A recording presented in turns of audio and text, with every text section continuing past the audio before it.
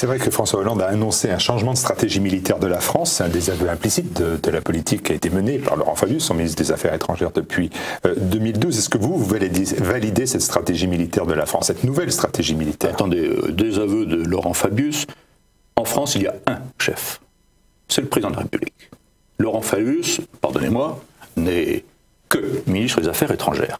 Le chef des armées, chef de guerre, c'est François Hollande. On n'est pas forcément très bien fourni en ce moment, hein, comme chef de guerre. Mais donc, c'est pas un désaveu de Laurent Fabius, c'est un désaveu de sa propre ligne et de la ligne de ses prédécesseurs, en particulier de Nicolas Sarkozy.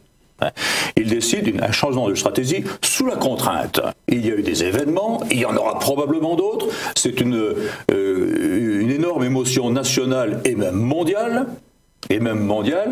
Donc il ne peut pas ne rien faire. Il ne peut pas. Il est obligé de... Est-ce vraiment un changement de stratégie? Il désigne Daesh, mais c'est facile, je le répète ce que j'ai dit tout à l'heure, c'est le wahhabisme qui est l'ennemi véritable. Le changement de stratégie, il veut une grande coalition centrée sur les Américains avec les Russes. Mais attendez, il ne faut pas se moquer du monde. Les Américains, ils sont alliés aux Wahhabites depuis le pacte du Quincy, n'est-ce pas? C'était après-guerre ou pendant la guerre. Il y a 70 ans passés maintenant. Ils sont alliés aux Wahhabites d'Arabie Saoudite. Et c'est eux qui ont provoqué l'explosion du Proche-Orient. C'est eux qui l'ont provoqué.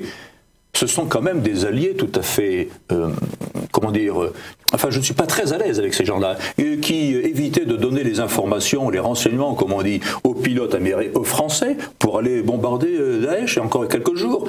Non, je ne fais pas une grande confiance aux Américains sur cette affaire-là. Je crois que le changement de stratégie devra aller beaucoup plus loin. Il faut, je l'ai dit, je répète, désigner l'ennemi, le wahhabisme. Il faut aussi quitter l'OTAN. L'OTAN est une machine qui n'a plus lieu d'être.